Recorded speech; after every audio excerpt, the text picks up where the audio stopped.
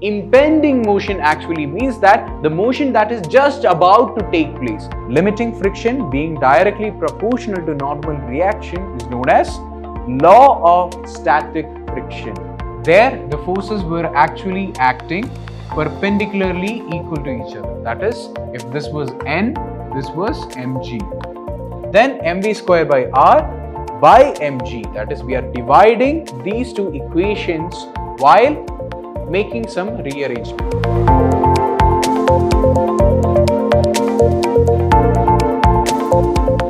Hey all, I am Hari Krishnan from the Department of Physics, Vidhyaashram PU College, the Temple of Excellence, and we were dealing with laws of motion. And today we are going to see a necessary evil that is going to attack our daily lives and how it actually saves our daily lives. So what is this necessary evil? So friction is the necessary evil we can't live without and sometimes really irritates us. Sometimes it really irritates our daily lives. So what exactly is friction? Friction is the necessary evil or a bad force that opposes us in every way but actually helps us to do many of the things. For example, if I want to walk without falling on the floor, then I need friction. If I want to brake, I need friction. If I want to make a turn, even make a small turn, I really actually need frictional force. So what exactly is this particular friction? Well, generally we can say that friction is nothing but the opposition offered to any relative motion. That is, if I am trying to walk forward, what happens is that while I am pressing onto the ground, what really happens is that the floor tries to oppose that particular motion. That particular opposition is known as friction. So here, friction is actually of two types. That is, friction is actually of two different types. For you to understand, that is, the first friction is static friction and the second type of friction is kinetic friction. So what is this static and kinetic? So we already know that kinematics or kinetics deals with objects that is in motion, and static just means that objects which is in rest. So there is a type of friction which deals with objects in motion. So what is the difference? What is the difference between friction when it is in rest and when it is in motion? Is it actually different? Is it actually the same? Then why do we have two types? So let's answer these questions and learn what friction is actually all about. So imagine that you're keeping a block of something, let's say a big wooden box. You're keeping a big wooden box like this on the floor. So you're keeping a big wooden box on the floor. And what you're doing is that you're trying to push it. You're trying to push it to move. So I'm applying a force, let's say F, onto this particular box. Just by seeing this box, I was like, okay, it's a simple box. I'll just move it with one finger. And I applied a small amount of force. But it is not moving. How dare you, box? So it is not moving. So what I did was, I used two fingers right now. And still it is not moving. I got angry and I pushed with all 5 fingers and this box actually moved. So why didn't it move in the first 2 times? When I applied a small force, it is not moving. When I applied a bit more force, it is not moving. When I'm keeping it still, it is not moving. My best friend Vishnu, who just so happened to be in Greenland or Iceland, let's say in Antarctica. So he really loves ice. So he was in Antarctica and he performed the same experiment. But the difference was that he could move the box with just one finger. When he applied the same force with just one finger, the box moved. And my friends were like, oh no, you don't work out. Your friend really works out. He's really strong. That's why he could move it with one small finger. Then as a physicist, I began to think, okay, what was the difference? What was the factors that was affecting? And I came to understand that my box was kept on a wooden floor and his box was kept on an icy floor. That is, he kept his box on an iced floor. That is why it was easy to move. But mine was kept on a wooden floor and it was harder to move. So why was this difficulty seen? Why was it difficult to move a box in a wooden floor? And why was it easy to move a box which was on an iced floor? The difference? Friction. The difference itself is friction. The difference why you slip on a slippery plane and you can walk firmly on a tarred road or a bumpy road is because of friction. Friction can be analyzed as the small imperfections in the surface of any object that provides opposite force into relative motion. That is, if you're trying to push it in one way, friction will try to oppose it, push the other way. So what happens here is that in my wooden floor, when I'm trying to apply a force, friction is actually giving me an opposite force.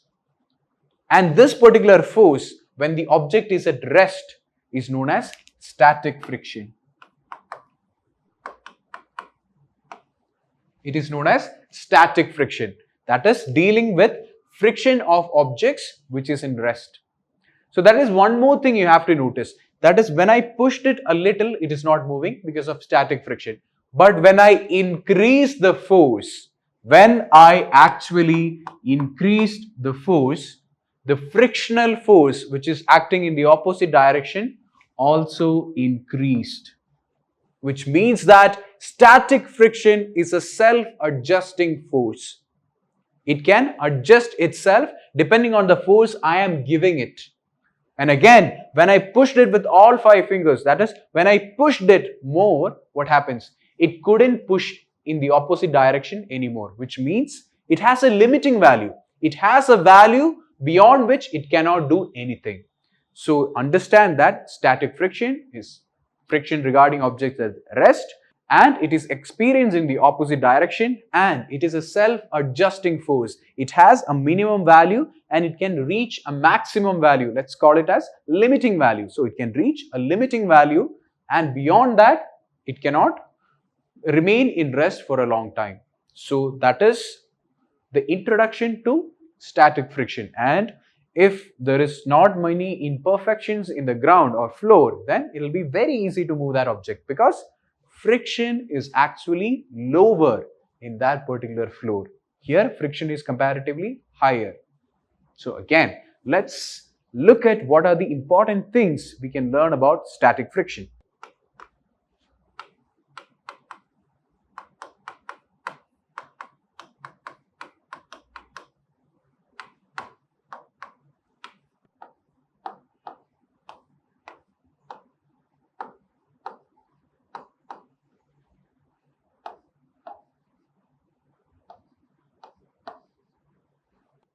So what is static friction? So we can actually say that static friction indicated by F subscript S actually is opposing impending motion. So what is this impending motion?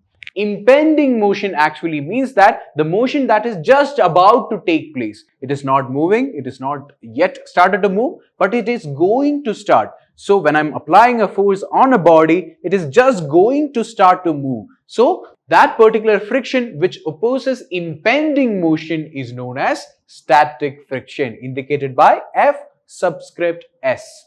Now, the second thing you have to understand is that static frictional force is independent of area of contact, which means that it does not matter if I'm lying on the floor like this, if I'm standing on the floor like this, or if I'm spreading my hands and on belly down on the floor first. The friction will always remain the same. Frictional force is not actually dependent on the area of contact. If I believe that if I lie down on the floor, use my whole body, then frictional force will be more. No, it depends on the floor or the actual surface which is offering that particular friction. You cannot increase that particular friction by increasing the area of contact. So that is one important thing you have to remember. Frictional force is independent, or static frictional force is independent of area of contact. The maximum value of static friction is actually called as limiting friction. So we know that when I apply a small force, friction can apply a small force backwards. If I apply a large force, then the frictional value can go up to a maximum value. That is the maximum value it can exert onto me in the opposite direction. So that particular maximum value is known as limiting friction, or it is just another way of saying that friction is a self-adjusting force. More precisely, static friction is a self-adjusting force. It can be mathematically written down as 0 less than or equal to Fs less than or equal to Fs max. This Fx max is nothing but the limiting friction, the maximum value that can be attained by static frictional force. So if I'm applying no force, then the frictional force is also no force is being applied. So it can range from a minimum value that is 0 and static frictional value anywhere in between that particular value and Fs max, that is the maximum force that can be offered by the static frictional force. So this Fs is any value in between 0 and the maximum value. So this particular Fs max is nothing but limiting friction. So 0 to Fs max is known as self-adjusting frictional force or self-adjusting static frictional force, and that is the mathematical representation where the frictional force can range from a minimum value to the maximum value, that is limiting friction. And now the final theory or the final point is that regarding static frictional force is that limiting friction is actually proportional to the normal reaction, which you have already learned in your 10th standard. If you don't remember, I'll give you a quick brief about that. And this particular phenomena, that is limiting friction being directly proportional to normal reaction, is known as law of static friction. So it is known as law of static friction. It simply states that Fs max, that is limiting friction, is directly proportional to normal reaction. In order to avoid the proportionality symbol, we introduce a constant of proportionality that is known as coefficient of static friction. Mu is the coefficient of friction and here it is static friction, so we can say that mu s is the constant. So Fs max will be equal to mu s into n, and is nothing but normal reaction. So what exactly is this normal reaction? So imagine that this particular body which is having a mass m is kept on a table. Then automatically we know that gravity will be pulling down on this particular object which is giving its weight. So we know that the force experienced downwards is nothing but F is equal to ma. But here we know that acceleration is provided by acceleration due to gravity, which means that here A is equal to G, which is mg. So mg is always acting downwards. But we also know one more thing, that is Newton's third law. Whenever there is a force acting, there will be an equal but opposite force acting in the other direction. So we know that one more force will be acting in this particular direction. This particular force which is acting in the opposite direction is known as normal reaction force. It is indicated by N. It is known as normal reaction because it is a normal. Normal means a perpendicular line, not the normal like everything appears normal. Normal also means in mathematics it's a perpendicular line. It means that normal reaction, like if it is kept in an inclined plane, then we can actually say that if it is kept like this, the normal reaction will always be perpendicular to the surface. That is, if it is kept on a plane surface like this, it will be like this, equally. But if it is kept in a slanting surface or something with a rail or like this, which is a raised platform, then the normal reaction can be represented like this. Normal reaction will always be perpendicular to the surface and mg will be always acting downwards. So just know that normal reaction is nothing but the force which is offered back by the earth pulling down on any object, or simply here it is much more clearer example. So if earth is pulling down the object with the force F, that is mg, then the equal amount of force is exerted in the opposite direction, which is indicated by N, that is normal reaction. In this case, it will also be equal to the value of mg. So that is known as normal reaction. Now, in the case of frictional force, Fs max, that is limiting friction, it is seen that it is directly proportional to normal reaction. That is, the frictional force is directly proportional to normal reaction. Or another way of writing it is Fs max. Fs max is actually equal to mu s times n, where mu s is known as the static frictional coefficient, or simply coefficient of static friction. And this particular equation, this particular relation, where limiting friction being directly proportional to normal reaction, is known as law of static friction.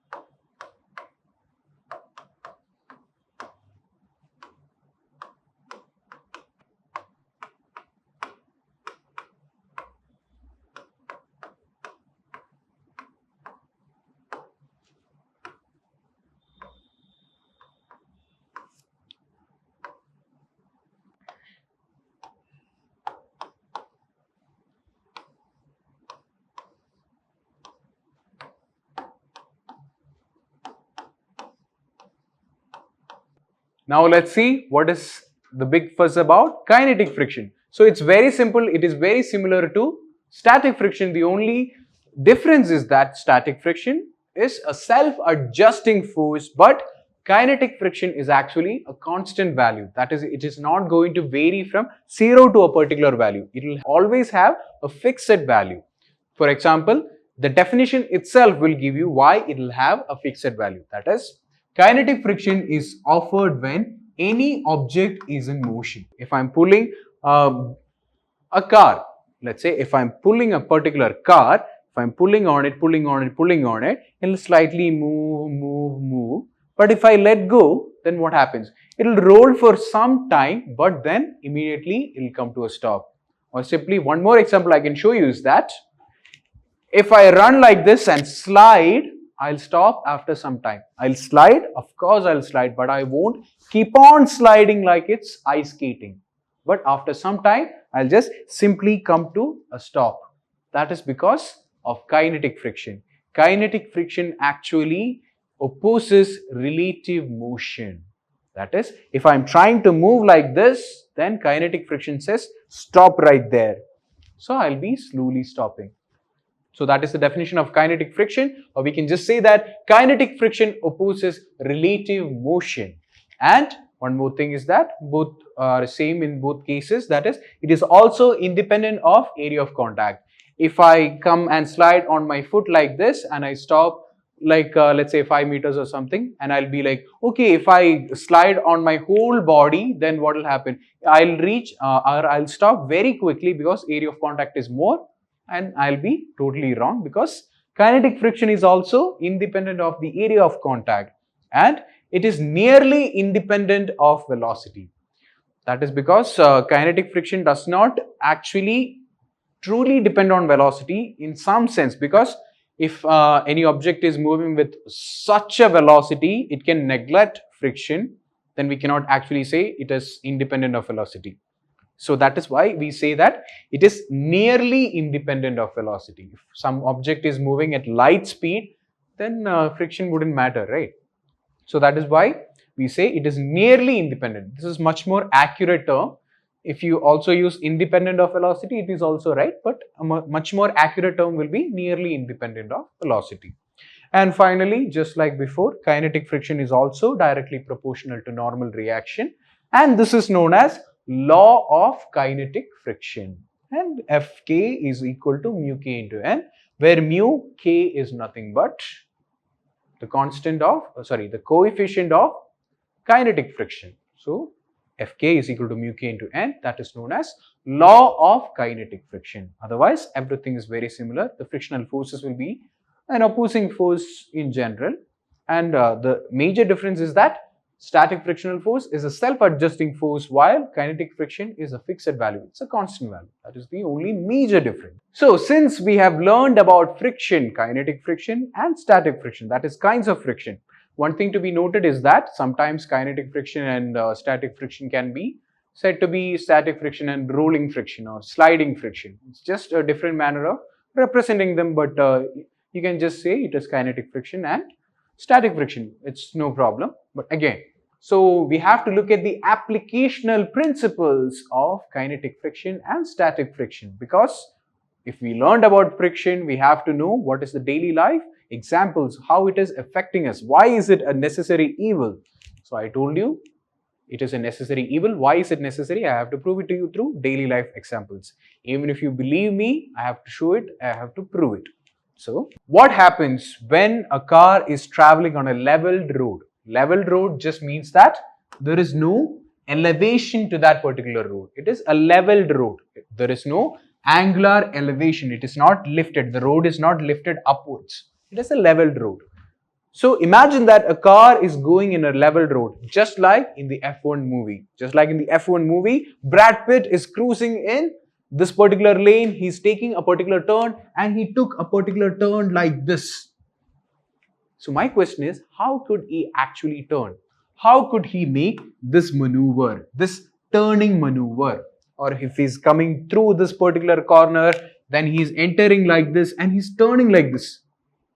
How can he execute that particular turn? Why didn't he slide off to that side? Why couldn't he slide off to that side? Why didn't he fly away? How can he make an exact turn like that? He hit the brakes and he turned the steering wheel. But how did it actually work scientifically? How did it work? Who provided that particular push or turning assistance? So obviously you know that it is friction, but how did it provide that particular assistance? That is what we are going to look at here today. So before that, we have to look at one more important thing that you might have actually forgotten. That is circular motion. Circular motion. So we saw that for any object that is executing a circular motion, there has to be a change in velocity, which means there is an acceleration, which means there is acceleration directed inwards, which was indicated by AC, that is centripetal acceleration. So centripetal forces just means that it is directed inwards. It's an inwards force. So it is a force, right? It is a force. So we have to say that centripetal force is being provided. Centripetal force means that it is a pull or attractive force towards the center when any object is executing a circular maneuver. So in this particular case, we know that FC is equal to MAC. Why? Because we know that F is equal to MA. We are very smart. We know that F is equal to MA.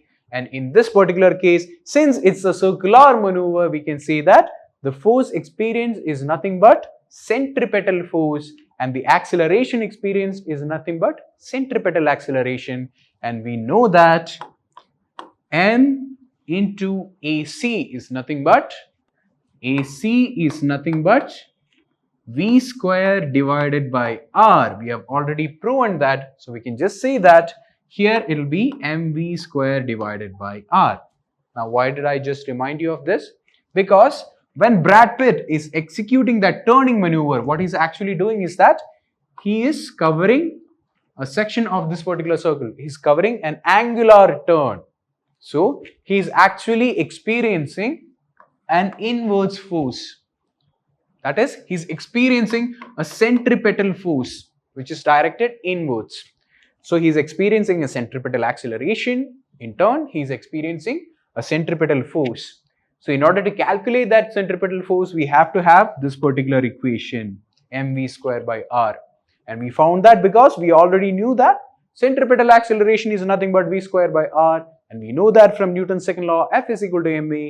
So here the centripetal acceleration plus the mass moving in a semicircular turn, which means that, voila, that is centripetal force is provided by mv square divided by R.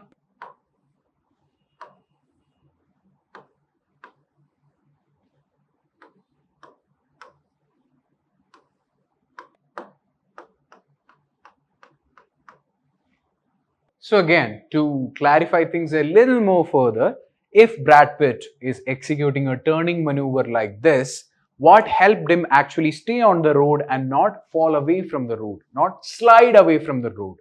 So braking is actually nothing but friction, and again turning is also nothing but friction. Friction between the tires and the road. When you're executing a turning maneuver like this, when you're turning your car like this, what actually happens is that the tires and the road actually provides frictional force onto your car, which means that obviously if you're moving forward with a velocity v, there is kinetic friction. Kinetic friction is obviously felt when you're moving in this particular direction, or in tangentially like this, you will feel kinetic friction. But there is also static frictional force in play. Static frictional force is experienced inwards in this particular direction. That is, when the car is moving like this and trying to execute this particular turn, at this particular point, static frictional force is trying to say, okay, don't move, don't go to that particular side, just stay here, stay here. He's trying to pull it inwards because frictional force, that is, frictional force. Here, force is directed inwards. So this inwards force, that is the centripetal force, is actually provided by the frictional force. When the car is trying to move away like this to the side, that is an impending motion about to be happened.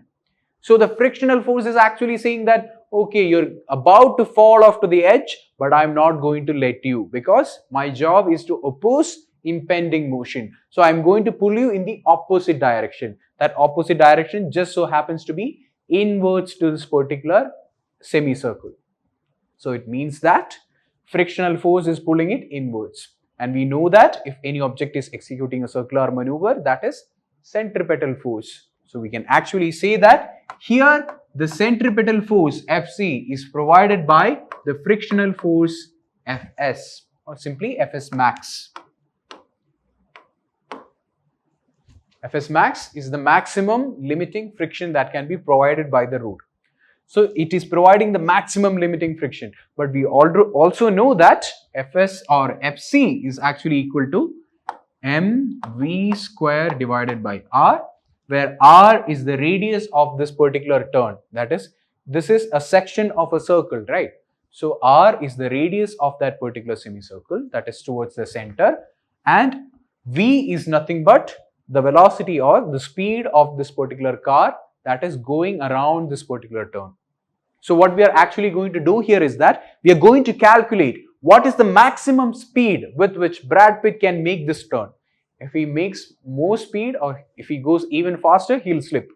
So in order to avoid that particular slip, he can actually execute this maneuver at a maximum safe speed. That is what we are going to calculate. We are going to calculate what is the maximum safe speed with which Brad Pitt can execute this turn.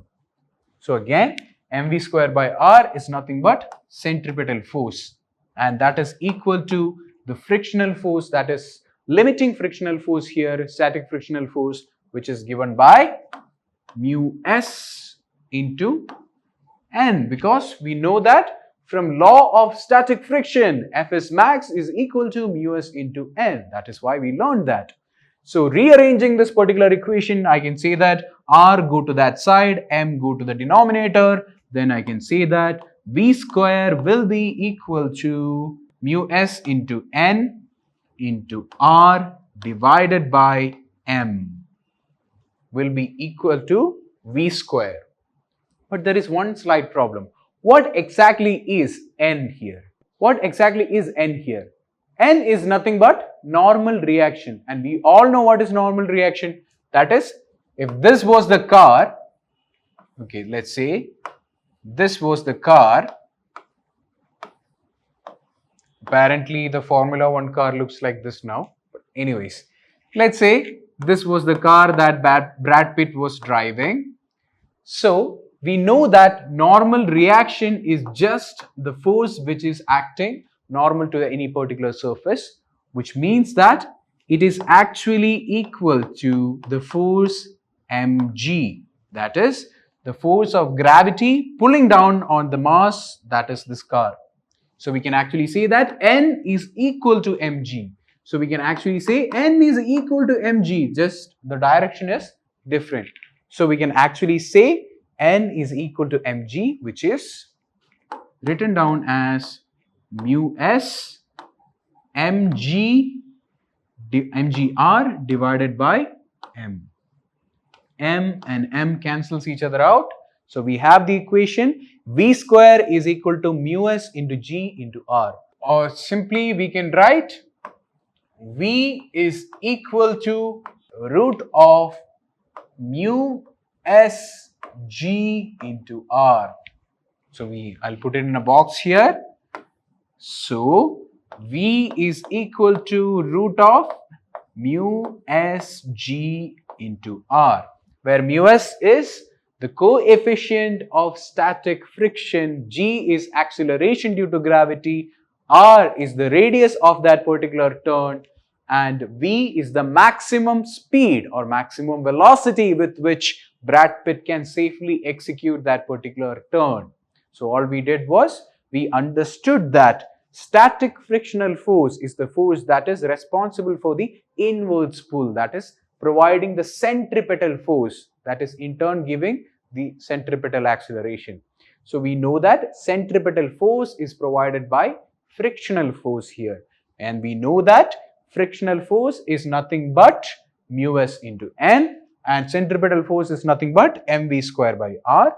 Rearranging this particular equation, we have the maximum safe speed with which a car can make a turn on a leveled road, and that is given by V is equal to mu S into GR, where root is present. So V is the maximum safe speed, and these are the factors that influence that particular safe speed, that is frictional coefficient. Friction actually plays a part, and then acceleration due to gravity, I think that is almost same everywhere with slight differences, and radius of the turn. So if it's a steeper turn, you can take a more higher speed. If it's a lower turn, like fairly simple turn, you can't take too much speed. So depends. But sir, there is one more problem. In the Wynad guard sections and in other guard sections and in international races, we can actually see the floor being raised. That is, the racetrack will be, if I'm watching from a side, the racetrack will be like this.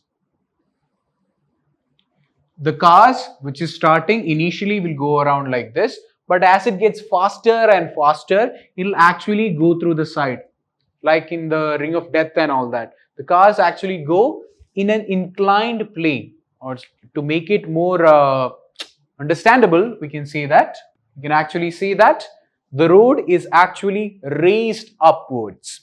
So this particular raising of this road, this particular elevation offered to the road is known as banking. It is known as banking. So what happens when a car goes through a banked road? So here, let's say the road is banked at the angle theta.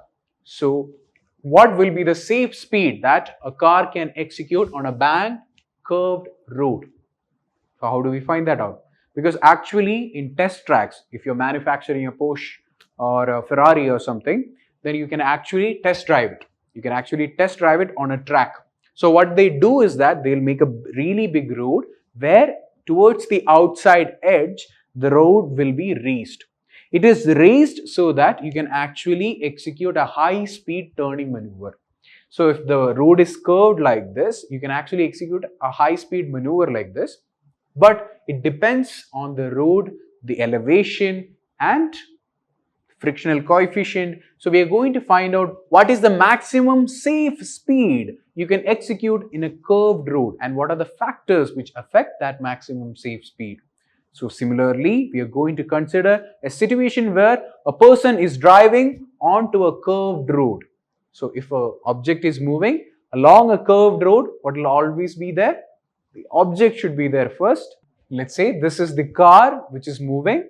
So then obviously we have to mark down what is the frictional force and what is the normal reaction and what is the acceleration due to gravity acting on the mass. So we can say that acceleration due to gravity will be acting directly downwards, which is indicated by mg. And now we also know that frictional force will be acting. The only difference is that frictional force will be acting towards the center. If this is the center position, frictional force will be acting here. Frictional force will be acting along this particular line. Okay, now let's indicate it as Fs, because static frictional force is providing that particular inwards pull. So centripetal force is provided by static frictional force.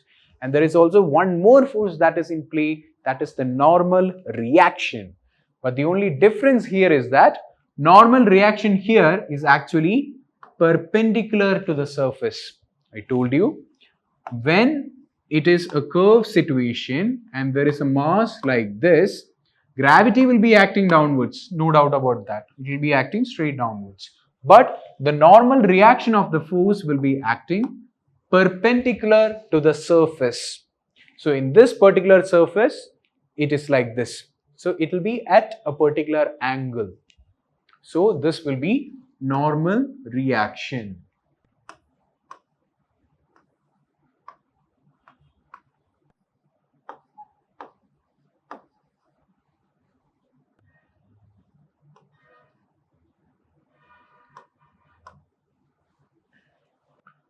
So this will be a clearer picture so that you can understand how the forces actually work. So understand that, imagine that there is a car here, because if I draw the car, it will be slightly confusing for you to identify the different vector directions indicating the different forces. So this will be much more easier. Imagine that there is a road like this, curved at an angle of theta, then there will be mg, that is force of gravity acting downwards on the mass indicated by mg, acting directly downwards, and there will be frictional force which is responsible for providing the centripetal acceleration rating. That is responsible for providing the centripetal force that is directed inwards. So that is along the plane inwards like this, and there is always normal reaction if there is mg. So normal reaction is perpendicular to the plane or the surface. So it is perpendicular to the plane like this. Now the problem here is that, like in the case before that we just deal with, that is a car on a level road, we just saw that Fc is equal to Fs, Fs max, that is limiting friction was equal to centripetal force. But here we cannot actually write it like that because the forces are acting at a particular angle. There the forces were actually acting perpendicularly equal to each other. That is, if this was n, this was mg. They were actually equal, so we can actually equate them. But here the problem is that mg is directly downwards, but n is actually at a particular angle. So what can we do? We have a vector which is acting at a particular angle.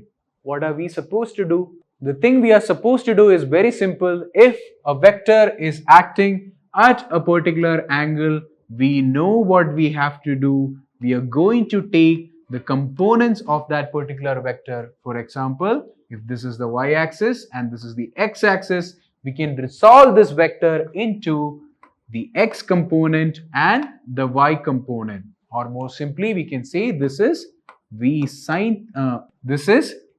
cos theta and this will be v sin theta. So we can resolve, if a vector is acting at a particular angle, then we can say that we can resolve these vectors into v cos theta and v sin theta. Just like that, there are two vectors which is acting at a particular angle. So we are going to resolve these two vectors into its perpendicular and horizontal vector components. So first, the only thing we have to do is that we are going to draw a perpendicular line like this and a horizontal line like this. We are going to draw a perpendicular line like this and a horizontal line like this, so that we can split this vector into its perpendicular and horizontal vector components. Where is the angle? If we have to split these components, we have to do it depending on the angle. So if this is the angle here, then automatically by mathematical principle, this will be the angle here also. That is, the angle between n and the perpendicular will also be theta. It will not be here, it will be here. That is just how the angles work. If a force is acting like this and line is cutting like this, if you solve it mathematically, you will get the angle here only. So anyways, here, if this angle is theta, then this angle will also be theta. So I can now I can now resolve this particular normal vector or normal reaction into components, that is the x component and the y component.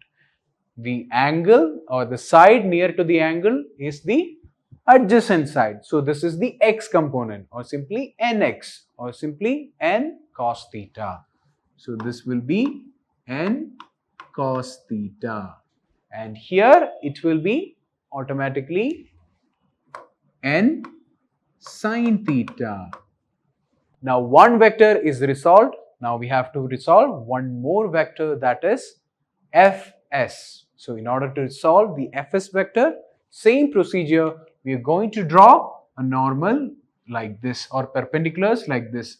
Instead of drawing it upwards, we are going to draw it downwards like this. So here the only thing is that fs, we have to find the angle. So if this is the angle, then this will be the angle theta. So remember, if fs is the vector and we resolve it, this will be the angle theta, which means this is the adjacent side, and we can resolve fs as fs cos theta, and which means that the opposite side is nothing but sin theta. So we can resolve it as fs sin theta. So we have resolved the vectors into its perpendicular and horizontal components so that we can linearly add them together right now. So we have mg acting downwards and fs sin theta acting in the same direction. We have n cos theta acting in the opposite direction. We have fs cos theta and n sin theta acting along this particular direction. Now the only thing we have to do here is that we have to pick apart all these forces and write them together so that the forces in the same direction are written together. So again, we know that frictional force is providing the necessary centripetal force. So frictional force is providing this necessary centripetal force, which is directed inwards. So we have split this into its perpendicular and horizontal components, which means that we have to identify what are the forces acting in this particular direction that will provide the necessary centripetal force which is required to keep this car in that particular position. So here it is n sin theta and fs cos theta. So we can actually write down fc will be equal to n sin theta plus fs cos theta. So fc will be equal to mv square divided by r, which is actually equal to n sin theta plus fs cos theta. So that is the first equation. Centripetal force is provided by the frictional force. In the direction of the frictional force, when it is resolved, you have fs cos theta and n sin theta in the same direction. So you write it like that as summed up, which is equal to the centripetal force being provided. We have to identify one more thing, that is the n cos theta and fs sin theta mg acting opposite in direction. We have to write these two forces as the sum also. So we can actually say that on the right hand side it will be mg plus fs sin theta, that is two forces acting in the same direction adds up together. If it is in the opposite direction, we have to subtract it. So we can actually say mg plus fs sin theta minus n cos theta. This will be equal to 0 actually. So this is the net amount of forces acting on this particular direction. So we can actually say that 0 will be equal to mg plus fs sin theta, or simply we can avoid all this complication and say that this particular force, that is the sum of fs sin theta and mg, will be equal to n cos theta.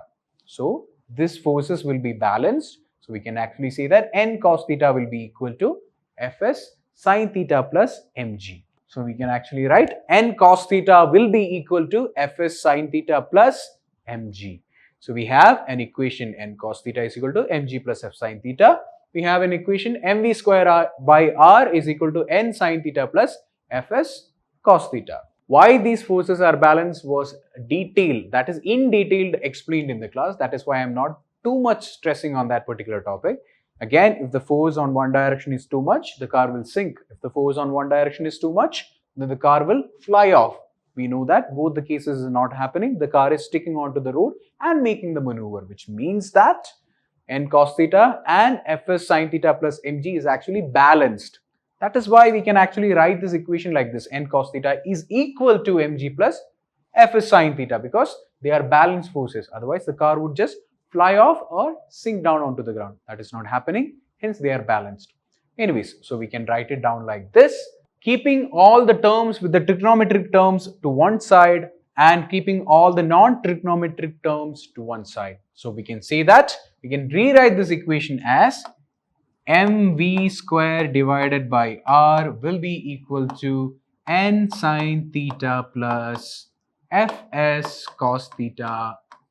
That is 1. And here I am taking mg to this side and getting cos theta to that side. Or simply I can write mg is equal to n cos theta minus fs sin theta.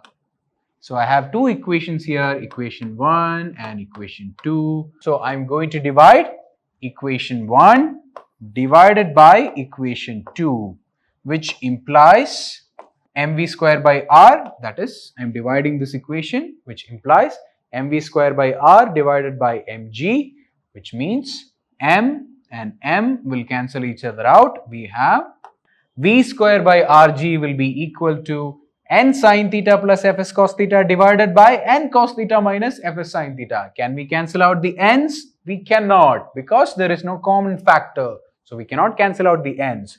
So we can actually say that this will be the equation: n sin theta plus fs cos theta divided by n cos theta plus fs sin theta. So here I am going to do one more thing, that is I am going to divide the numerator and the denominator by cos theta. That is, I am going to divide cos theta in the numerator and the denominator. I am going to divide cos theta in the numerator and in the denominator. So this will be n sin theta divided by cos theta plus fs cos theta divided by cos theta plus n cos theta divided by cos theta plus fs sin theta divided by cos theta.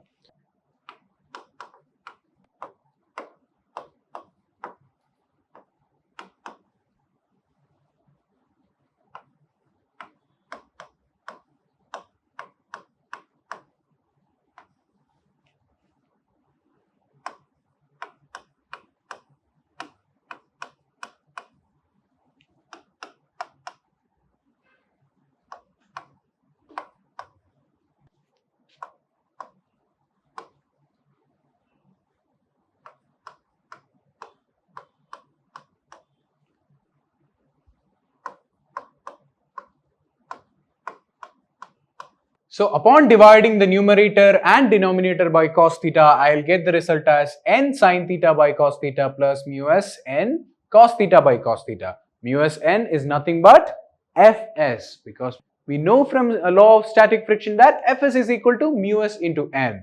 So we can write it as mu s into n cos theta divided by cos theta, and all divided by n cos theta by cos theta minus mu s n into sin theta by cos theta. Cos theta by cos theta is equal to 1. Sin theta by cos theta is equal to tan theta. So we can actually write it as n tan theta plus mu s into n divided by n into 1 minus mu s into n tan theta. So now when we expanded the equation, we have n common factor everywhere. So we can take it out and cancel it. So we can write the equation once again as tan theta plus mu s divided by 1 minus mu s tan theta. So this will be equal to V square divided by Rg. So this will be equal to V square divided by Rg. In the later stage, I mistakenly wrote plus sign here. It is actually a minus sign, just a reminder. So again, so we can write it as V square by Rg is equal to tan theta plus mu s divided by 1 minus mu s tan theta. V square is equal to Rg tan theta plus mu s divided by 1 minus mu s tan theta. Or simply, we can write down the maximum safe speed V is equal to root of Rg into tan theta plus mu s divided by 1 minus mu s tan theta. So this is the maximum safe speed with which a car can execute a turning maneuver in a banked road. I know it appears slightly complicated. That is because you're seeing all these terms for the first time and this relation for the first time. If you practice it for like 3 or 4 times, it will be very easy. The only thing is that you have to get the picture right, and from that you have to write down the forces actually right. Rest is just simple mathematics and rearrangement. So you can use it very easily. You just need a practice for 1 or 2 times.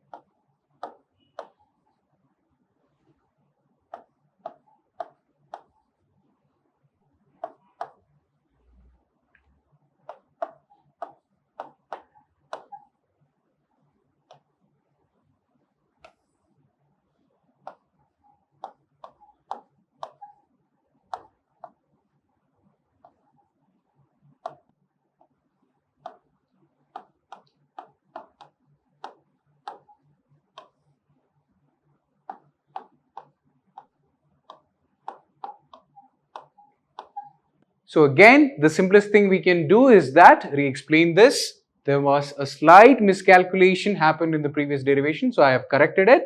So this is actually the way we can do the derivation. You can do it 3 or 4 times and then there will not be any mistakes, because even when I was doing it, I made a slight inaccuracy and the entire equation went wrong. So like that will happen to you also. So just be sure that this is the way you have done the equation.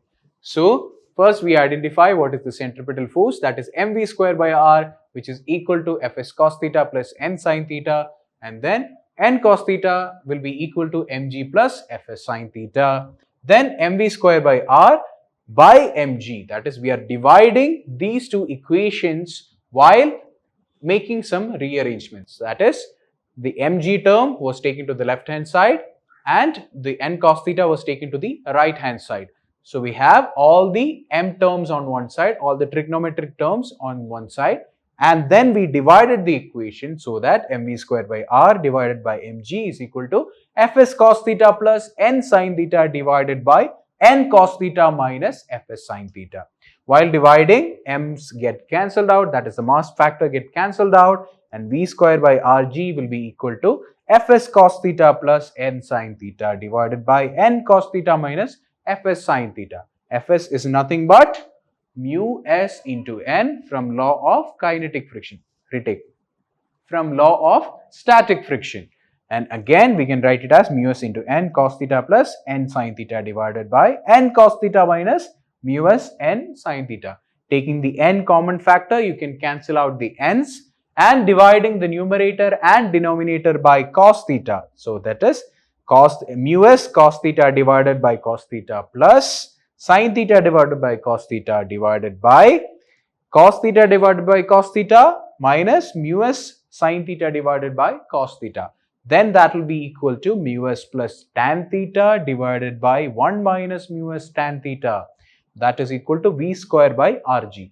Taking the rg to the right hand side and just taking v, we have v is equal to root of rg into mu s plus tan theta divided by 1 minus mu s tan theta. This is the maximum safe speed which you can use while driving through a curved road. One more thing is there. What if there is no friction? The special case is, what if there was no friction? Coefficient of friction was 0. Then what will happen? There is no friction. It is an icy road. Then what is the maximum safe speed you can take? Then it will be equal to v is equal to root of rg. Rg will be same. Mu s is 0. So it will be 0. So 0 plus tan theta divided by 1 minus 0, which means that the maximum safe speed then will be equal to root of rg plus tan theta. If there is no friction, then this is the maximum safe speed you can actually take. That is the special case when friction is 0, or simply mu s is equal to 0. That is the special case. So this is the equation for car going on a banked road and the maximum safe speed with which you can turn that particular car. And this is the special case in which friction is absent. Friction just vanishes. So I hope you have understood all about friction, different kinds of friction, how friction helps in turning a car, and what is the maximum speed that can be taken in a leveled road and a curved raised road, that is a banked road. So I'll see you all in the next class with another topic. Until then, thank you. Bye.